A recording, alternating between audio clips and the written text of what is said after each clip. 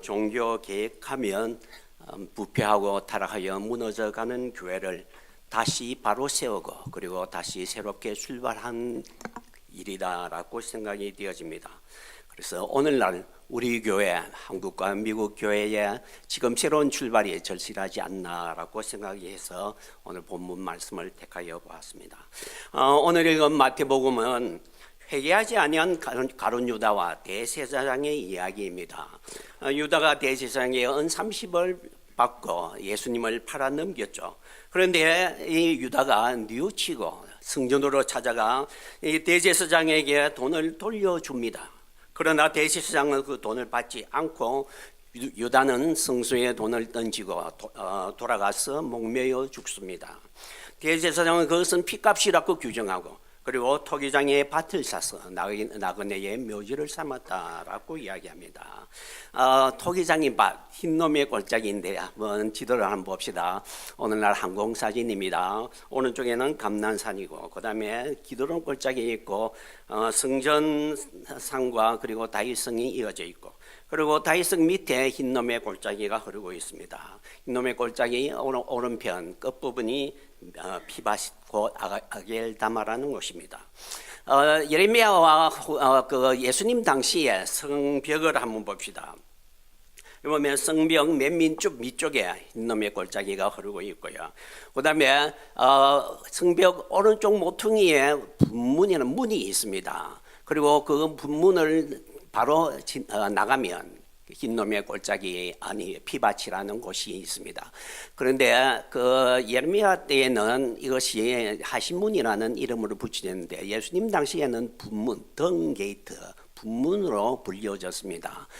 분문이라 하면 들어온 오물이 지나가는 그런 문이라는 거죠.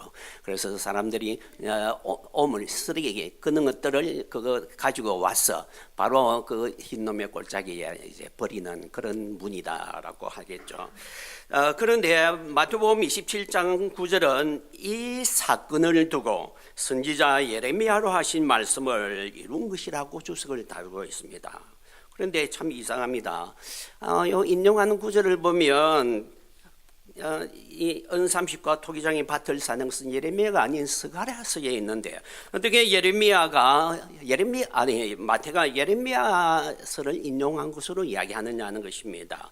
여러분 스가랴 11장 12절 13절을 한번 참조해 보시기를 바랍니다. 과연 마태가 스가랴에 나오는 구절을 모르고 예레미야로 착각했을까? 자유신학자들은 물론 착각이다 그리고 오류다라고 이야기하지만 하나님의 영감을 믿는 우리들은 성경이 잘못 기록됐다, 마태가 실수했다 그렇게 볼 수 없다고 생각합니다. 마태는 이 사건을 취급하면서 첫째로 예레미야가 주고자 하는 메시지를 따오고 싶어 했던 것이 분명합니다. 그러면 예레미야에 어떤 메시지가 있었을까요? 이와 관련된 예레미야의 구절은 예레미야 8장과 19장에 있습니다. 여러분 18장에 보면 하나님이 예레미야에게 흰놈의 골짜기 토기장의 밭에 가라 했습니다. 예레미야에 가니까 토기장이가 토기를 만들고 그리고 부숴버립니다. 하나님은 그것을 실물 교훈으로 보여주는 것입니다. 앞으로 하나님이 이스라엘이 마음에 들지 않으므로 깨뜨리겠다, 멸망시키겠다 하는 메시지였습니다. 19장도 같은 메시지입니다. 하나님이 예레미야와 장로들을 다시 데리고 흰놈의 골짜기로 가라 했습니다. 그리고 오지병을 사서 갔어. 그 골짜기에서 오지병을, 즉 도자기 병을 깨뜨리라고 했습니다. 이것도 하나님이 이 예루살렘을 멸망시키겠다는 메시지를 실물 교훈으로 보여준 것입니다. 그런데 마태가 인용하고자 하는, 마태가 따오고자 하는 예레미야의 메시지를 보면 다음과 같습니다. 첫째로 무죄한 피를 흘렸다는 것입니다. 예레미야 19장 4절에 보면 흰놈의 골짜기가 더러워졌는데 두 가지 죄악 때문에 더러워졌습니다. 첫째는 다른 신들에게 분향하였기 때문이에요. 두 번째는 무죄한 자의 피를 이곳에 많이 흘렸기 때문이다 했습니다. 여러분, 이 흰놈의 골짜기에는 우상 숭배의 장소였습니다. 특별히 므낫세가 이곳에서 불 가운데 아이를 불에 던져서 우상에게 제물로 바친 현장이었습니다. 그래서 그것이 더러워진 거죠. 그 다음에 두 번째, 무시한 피를 많이 흘렸댔는데 그것은 사형 집행 장소였기 때문입니다. 예레미야 당시에 재판은 불공정했습니다. 부자와 권력자들이 재판을 공정하지 않게, 그래서 가난하고 힘없는 자에게 억울한 누명을 씌워서 모든 그 재산을 빼앗아버리고, 그리고 죄의 값을 그에게 넘겨서 끌고 가서 정죄함을 받은 자는 끌려가서 흰놈의 골짜기에서 돌려 쳐 죽임을 당한 것입니다. 그래서 그곳은 무시한 자의 피가 많이 흐른 곳이 되었습니다. 그래서 더러워졌습니다. 그 중에도 선지자도 많이 죽었다고 생각합니다. 특별히 예레미야를 그곳에서, 그 현장에서 죽이려는 음모를 꾸미는 것이 나타나고 있습니다. 그리고 선지자 하나냐도 죽이는 거죠. 마태복음도 예레미야 때처럼 사람들이 무시한 피를 많이 흘리고 있다는 것을 지적하고 싶어하는 것입니다. 여러분, 마태복음 23장 29절에 보면 화에서 진즉 바리새인들과 서기관들이요, 30절에 보면 그들이 선지자들의 무덤을 다시 세우면서 말하기를, 우리가 옛날에 있었다면 이 선지자들을 죽이는데 참여하지 않았을 것이다. 그러나 마태복음 23장 32절에 보면 너희가 너희 조상의 양을 치워라 라고 예수님 말합니다. 즉 말하자면 예수님이 마지막 선지자인 나를 죽여, 예수님을 죽여 죄 없는 자의 피를 흘리는 그 양을, 자네의 양을 치워라 라고 말을 하는 것입니다. 이 마지막 무죄한 자의 피를 흘린 그 현장을 마태는 대제사장과 유다의 말하는 그 장면에서 찾는 것입니다. 유다가 그렇게 고백합니다. 마태복음 27장 4절에 가로되 내가 무죄한 자의 피를 팔고 죄를 범하였도다. 그런데 제사장들은 이게 우리가 무슨 상관이 있느냐, 너가 당하라 하고 했습니다.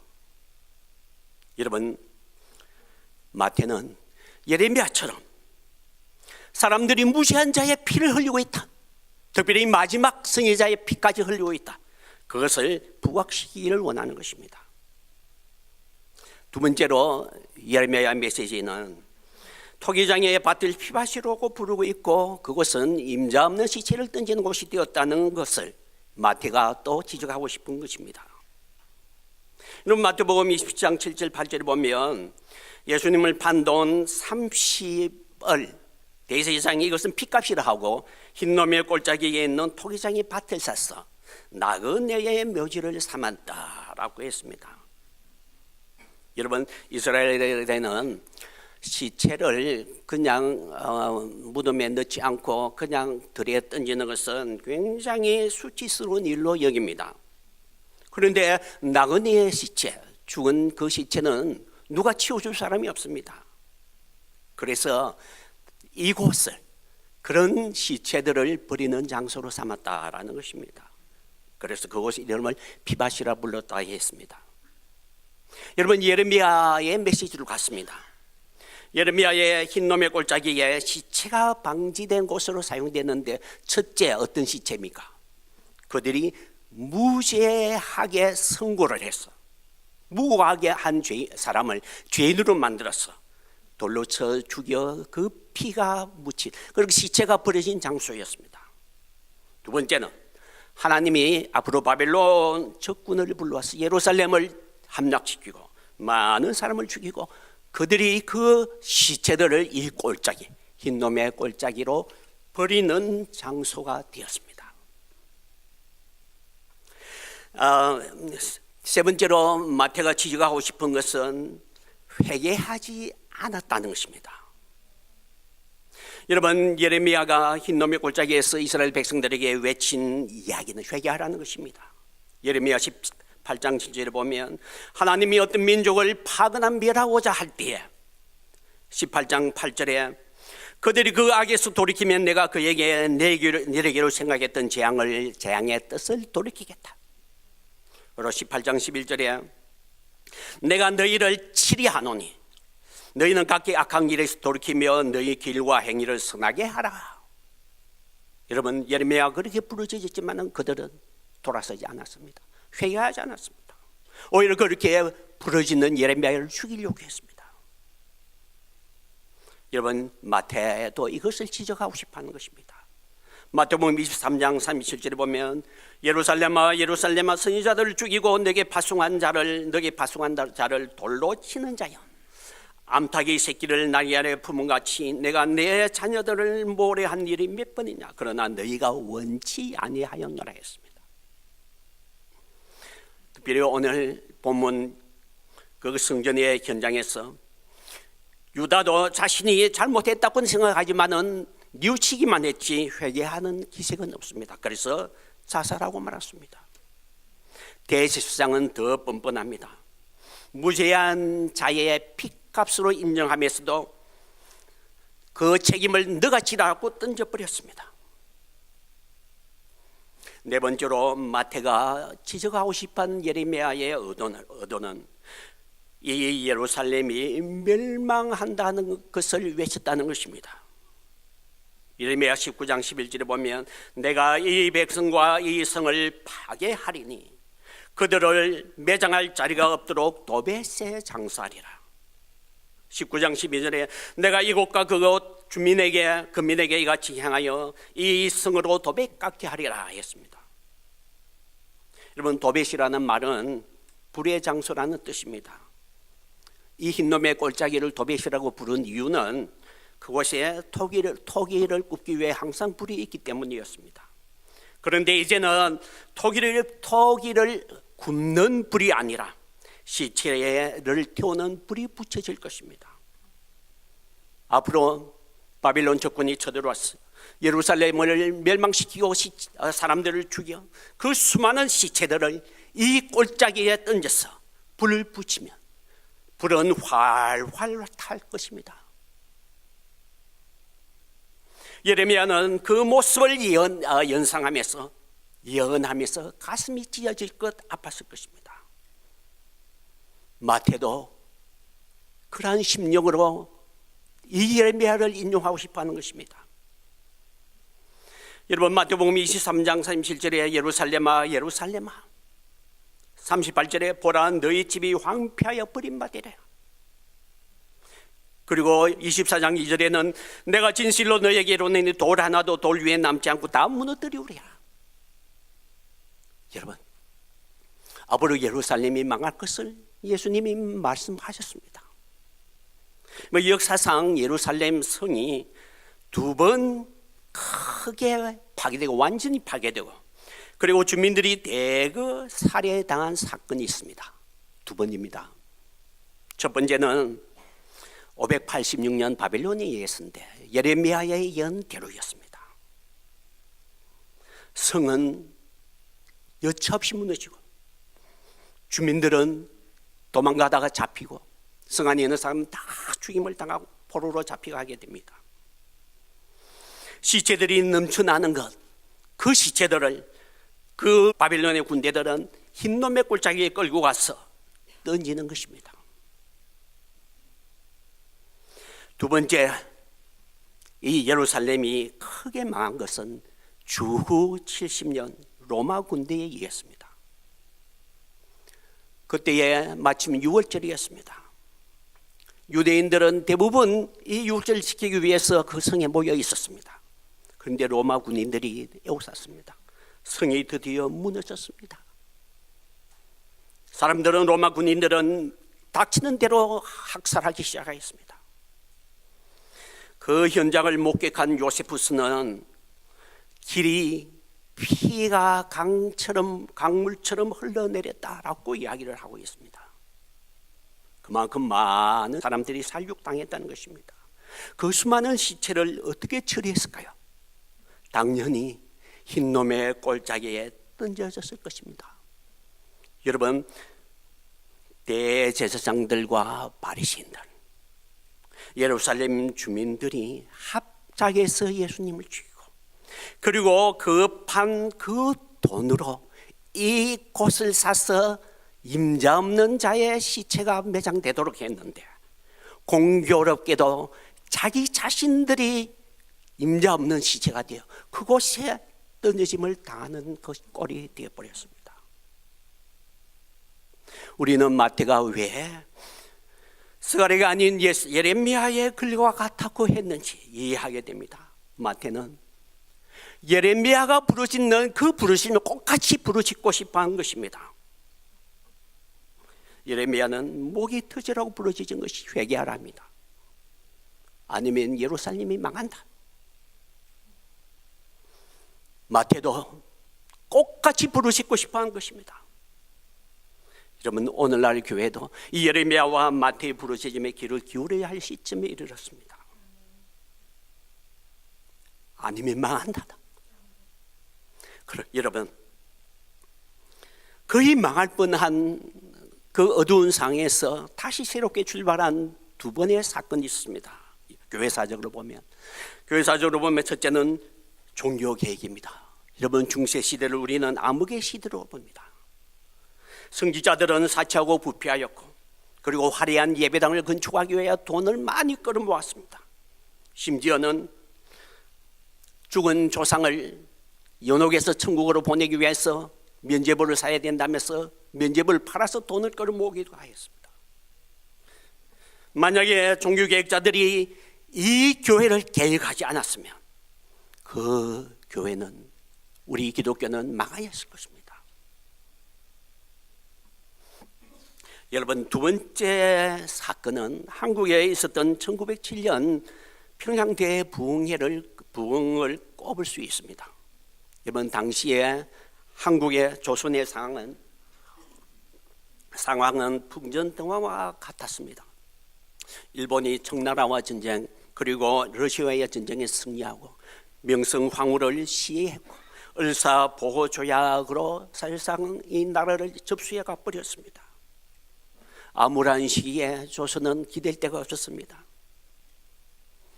기독교 선교사들이 많이 왔지만은, 그러나 한국 사회가 워낙 보수적이고 완강해서 유교 사상, 그리고 또 우상 미신에 너무 완강해서 복음을 도저히 받아들이지 않았습니다. 그런데 계기가 생겼습니다. 1907년 1월 6일에서 15일까지 평양 장대현 교회에서 평안남도 도사경회가 열렸습니다. 물론 선교사들이 주최했겠죠. 그러면 평양 장대현 교회의 모습을 봅시다. 또 사경회의 모습을 보시길 바랍니다. 이 집회는 너무나 평범하게 조용하게 끝나는 것 같았습니다. 그런데 마지막 집회의 설교가 끝나고 난 뒤에 그날 밤 기도 시간에 당시 장로였던 길선주 장로님이 청중 앞으로 나가서 엉엉 울면서 자기의 죄를 공개적으로 고백했습니다. 나는 악한과 같은 사람입니다.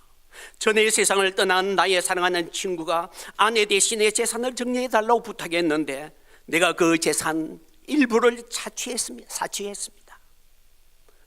이것을 다 이제 돌려주겠습니다. 고백했습니다. 길 장로님의 고백이 있고 난 뒤에 이곳에서 저곳에서 나도 이런 죄를 지었습니다. 회개하기 시작했습니다. 그래서 밤새 그 다음날 계속해서 회개는 통곡은 이어져 갔습니다. 이 장면을 목격한 선교사들은 그들 위에 성령이 강하게 임하였다고 증언합니다. 어떤 선교사는 오순절 이후 가장 강력한 성령의 역사가 일어났다라고 기록했습니다.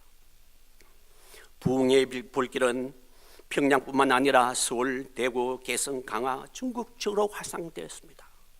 그 결과 교회가 급속도로 성장하기 시작했습니다.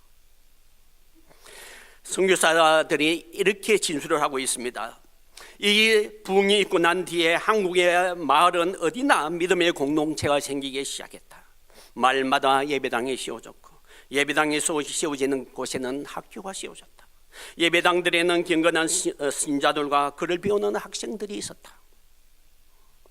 여러분, 교회는 복음만이 민족이 살 길이다고 생각하고 구령 운동을 펼쳤습니다. 그런데 영혼 구원뿐만 아니라 사회를 선도하는 역할도 했습니다. 목사는 사회의 지도자로 존경을 받았습니다. 그리고 그 당시에 믿는 성도들 중에 유명한 사람들이 얼마나 많았습니까? 이승만, 이원경, 이상재, 홍정희 등의 유명한 민족 지도자들이 배출되었습니다. 저는 확신합니다. 한국 교회에 그런 부흥이 있었기에 하나님은 해방을 주셨고 또 그 이후에 우리나라를 축복해 주었다고 생각합니다. 여러분, 1970년대, 80년대에 한국 교회가 다시 크게 성장하였습니다. 그때에 한국은 경제적으로나 사회적으로나 크게 발전을 했습니다. 여러분, 오늘날 한국 교회를 보면 한마디로 교회가 무너져 간다라고 표현할 수 있습니다. 교회 성장은 중지하다가 이제는 줄어들고 있습니다. 얼마 전 MBC PD 수첩에서 명성교회 800억의 비밀이라는 큰 프로그램을 방영했습니다. 큰 파장을 일으키고 있습니다. 골자는 대형교회가 엄청난 비자금을 조성하고 담임 목사를 세습시켰다는 것입니다. MBC PD 수첩이라면 강우병으로 악명 높은 것이죠. 그래서 이번에도 어떤 의도로 그리고 얼마나 진실에 가까운지는 다시 생각해 볼 필요가 있겠지만, 이 같은 교회가 사회의 지탄의 대상이 되었다는 것, 이것은 우리가 다시 살펴봐야 할 것입니다. 여러분, 본문에서 마태는 예레미야 선지자와 같이 회개하라, 아니면 망한다, 그렇게 부르짖고 싶었습니다. 여러분, 우리도 예레미야와 마태 같은 심령으로 우리 한국 교회 그리고 미국 교회를 한번 봅시다. 살펴봅시다. 여러분, 미국 교회도 청교도의 정신으로 시작한 교회가 나라가 지금은 크리스찬이라는 참 크리스찬을 찾아보기 힘들 정도로 그렇게 숫자가 적지 않습니까? 여러분, 우리들은 남을 탓하기 전에 먼저 나 자신부터, 우리부터, 우리 교회부터, 우리가 잘못했습니다, 하나님 우리를 용서해 주십시오, 회개하는 기도부터 시작을 해야 되겠습니다. 그러면 하나님은 다시 우리들에게 부흥을 주실지도 모르겠습니다. 여러분, 새로운 출발을 위해서 회개가 전제되어야 되지만은, 그러나 그것만으로 끝나면 되지 않습니다. 둘째로 우리는 예레미야, 마태가 스가랴 구절을 인용한 의도가 무엇인지 다시 살펴보아야 한다는 것입니다. 여러분, 마태는 왜 예레미야의 예언대로 이루어졌다라고만 하고 끝나지 않고 왜 스가랴의 그 구절을 굳이 인용했느냐는 것입니다. 여러분, 스가랴 11장 스가랴의 구절을 가서 한번 살펴보면 내용은 이렇습니다. 하나님이 이스라엘 백성들을 치기 위하여 목자들을 씌웠는데 그 목자들은 정치 지도자 또 제사장 그리고 선지자들이었습니다. 그런데 그들은 양떼 백성들 양떼를 돌보기는커녕 양을 팔아서 자기 배만 채웠습니다. 그래서 양들은 적들에게 찢기고 흩어졌고, 그래서 하나님은 참다 못해 그 불쌍한 양들을 위해서 참목자를 씌웠는데 이 참목자가 나라는 1인칭으로 말하기 시작합니다. 나인 목자는 은총과 연합이라는 두 막대기로 양을 잘 돌보았다라고 말을 합니다. 이것은 분명히 신약의 예수님의 모습이 분명합니다. 선한 목자인 예수님의 모습. 그런데 거짓 목자들이 다시 고개를 들어 사람들을 선동하여 목자를 배척합니다. 그러니까 온 사람들도 함께 합시하는 거죠. 그러자 이 참목자가 그러면 내 품삯을 쳐달라 합니다. 그러자 그들은 스가랴 11장 12절에 보면 은 30을 달아서 이게 너 품삯이라고 주었습니다. 여러분, 참목자가 자기의 품삯을 달라는 이유는 돈 때문이겠습니까? 나의 가치를 너희가 알아달라는 의도였습니다. 그런데 사람들이 쳐주는 것은 엄청난 산값이었습니다. 여러분, 출애굽기 21장 32절 33절에 보면 남종과 여종의 값이 은 30세겔이었습니다. 하나님은 이 사람들이 목자를 이와 같이 천한 종으로밖에 생각하지 않으니까 이 돈을 불의한 돈이라고 생각하고, 그리고 불의한 그 밭, 토기장의 밭을 사서 그 토기장의 밭에 던져 그 밭을 사라고 말을 하는 것입니다. 이것은 목자를 너무 가치없게 여기는 그에 대한 항의의 표시였습니다. 돈이 불의하다는 것입니다. 이번 그 흰놈의 골짜기 토기장의 밭은 우상숭배 그리고 피 때문에 더러워진 곳입니다. 그런데 그곳이 계속해서 토기장에 토기를 굽고 있으니 사람이 그곳이 가려고 하지 않습니다. 그리고 더러운 오물만 갖다 버리는 장소였습니다. 이 더러운 곳에 그 돈을 던지라는 것입니다. 더럽게 사용하는 것입니다. 그리고 그 장소는 계속 더러운 장소로 이용되라는 것입니다. 여러분, 마태는 이 스가랴를 인용하면서 아마 두 가지 이런 큰 의문을 품었을 것입니다. 첫째는 이 사람들이 대제사장이고 그리고 바리새 장로들인데 성경을 제일 잘 안다는 사람이고 성경을 연구할 뿐만 아니라 성경을 가르치는 사람들인데 어떻게 그 성경의 스가랴서가 분명히 말하고 있는 그대로 행하여서 자기들이 스스로 거짓 목자가 되느냐 하는 것입니다. 참 의문스럽다는 것입니다. 성경학자가 그 성경을 그대로 이루다니 자기 자신들이 스스로 거짓 목자로 스스로 만들어 버린다더니 어떻게 이럴 수가 있느냐는 것입니다. 성경 몰랐든지 아니면 알면서도 아예 무시해 버렸든지. 두 번째는 어떻게 예수님의 행적을 보면 그가 얼마나 귀한 분이라는 것을 너무나 잘 알았으면서 이렇게 예수님을 천하게 여길 수가 있느냐는 것입니다. 여러분, 종교 개혁자들도 성경대로 성경으로 돌아가자는 부르짖음과 그리고 예수님의 가치를 알아야 된다는 것에서 종교 개혁을 시작하였습니다. 마틴 루터가 이런 유명한 말을 했습니다. The canon within canon. 한 번도 들어보지 않았죠. 성경 신학자들은 자주 인용하는 그런 말입니다. 여기에 캐논이라는 말, 종교개혁자들이 캐논이라는 말을 굉장히 부각시키는데, 캐논이라는 그 뜻은 잣대, 자를 두고 하는 말입니다. 이것은 성경이 우리의 삶의 잣대, 우리의 신앙의 지표가 된다는 것입니다. 그런데 종교개혁자들이 왜 이 캐논을 막 그냥 성경이라 하지 않고 캐논을 굉장히 중요시 여기느냐, 말을 부각시키느냐. 그것은 이 로마 교회는 성경 외에 너무 많은 것들을 가지고 있었기 때문입니다. 실제로 12권이나 되는 외경들을 가지고 있습니다. 그리고 교황의 말을 무오하다고 생각하고 그 교황의 지침에 따라 그들의 행동하고 있는 것입니다. 성경보다도 교황의 그 지침이 더 우선적이었습니다. 그래서 종교개혁자들은 그 모든 것 다 아니다. 오직 성경만이 우리 신앙의 지표가 되고 우리 신앙의 잣대이다. 이 성경만 같이 있다. 부르짖는 것입니다. 그런데 오늘날 여러분, 한국 교회의 모습은 어떻습니까? 많은 목사들, 저는 대부분의 목사라고 생각되었는데 설교를 한번 들어보면요, 본문은 읽어놓고 온갖 세상 이야기로 그 다 채웁니다. 본문을 해석하는 보다도 오히려 예화 그 위주로 설교를 합니다.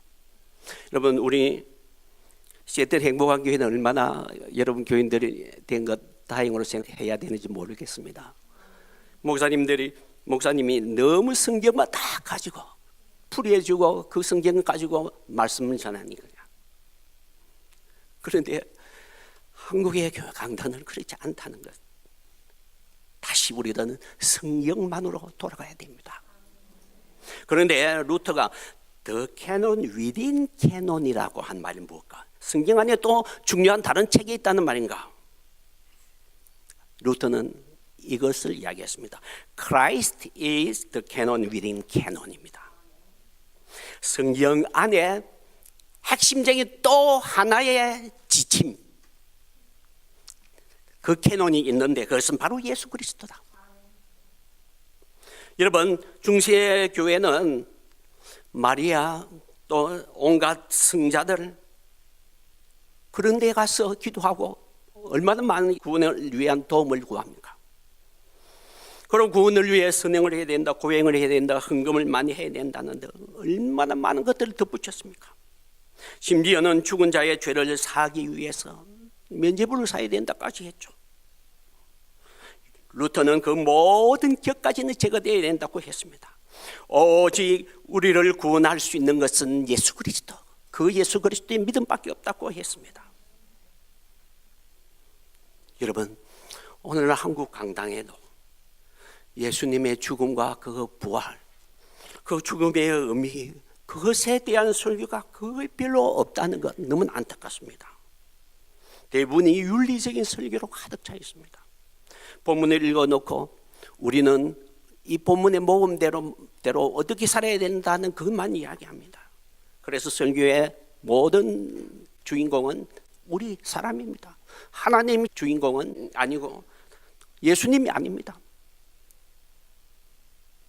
제가 옛날에 그 몸을 담고 있던 교회에서 1년 내내 예수님의 그 복음, 예수님의 죽음과 그 예수님의 그 죽음으로 인한 우리의 죄사함, 그 복음의 핵심 메시지가 언제 전해지느냐 한번 꼽아봤습니다. 1년에 한 번 아니면 2번이었습니다. 바로 고난주한. 그 외에는 전부 다 우리가 어떻게 살아야 된다는 야단치는 윤리적인 말씀밖에 없었습니다.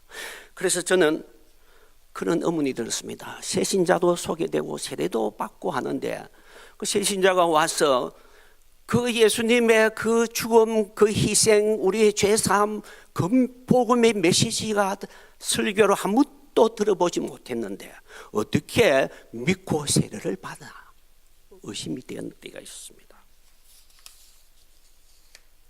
여러분, 우리들은 다시 예수 그리스도 중심으로 돌아가야 됩니다. 마태는 유다와 대제사장들 그리고 또 그 장로들 또 유대인들이 어떻게 예수님의 가치를 저렇게 모르고 저렇게 무시하게 사고리 취급을 하고 있느냐. 그래서 스가랴서를 인용하면서 개탄하고 있는 것입니다. 종교 계획자들도 예수님에게로 돌아가야 한다. 예수 중심으로 돌아가야 된다. 부르짖었습니다. 우리도 그런 부르짖음에 돌아가야 동참을 해야 되겠습니다. 사랑하는 성도 여러분, 교회가 힘을 잃고 있습니다. 이대로 얼마나 더 교회가 버틸 수 있을까요? 사회의 지탄의 대상이 되고 사람들은 교회에 다시 발걸음을 들여놓으려고 하지 않습니다. 이때 우리들은 교회가 다시 시작해야 되겠습니다. 그것을 위해서 우리의 부족을 뉘우치고 회개해야 되겠습니다. 역대하 7장 14절에 내 이름으로 일컫는 내 백성이 그 악한 길에서 떠나서 서로 겸비하고 기도하여 내 얼굴을 구하면 내가 하늘에서 듣고 그 죄를 사하고 그 땅을 고칠지라. 여러분, 1907년 예평양에서 시작하여 온 땅을 흔들었던 그 부흥이 이 땅에 다시 이루어지도록 갈망하며 우리가 회개로부터 시작해야 되겠습니다. 그리고 우리는 다시 성경으로 그리고 예수 그리스도 중심, 복음 중심의 메시지, 복음 중심의 삶으로 돌아가야 되겠습니다. 강당의 메시지가 회복되어야 되겠습니다. 다른 세상 이야기가 아니라 오직 성경만이 말하고 또 모든 설교가 다 윤리적인 설교가 아니라 물론 윤리적인 설교도 필요하겠지만 그러나 예수 그리스도의 죽음, 그 복음의 핵심, 그 예수 그리스도의 가치를 같이 인정하는 그런 교회와 그런 우리의 신앙으로 돌아가야 되겠습니다. 그러면 하나님께서 우리에게 다시 한번 시작할 수 있는 기회를 주실 것이라고 생각합니다. 다 같이 기도하겠습니다.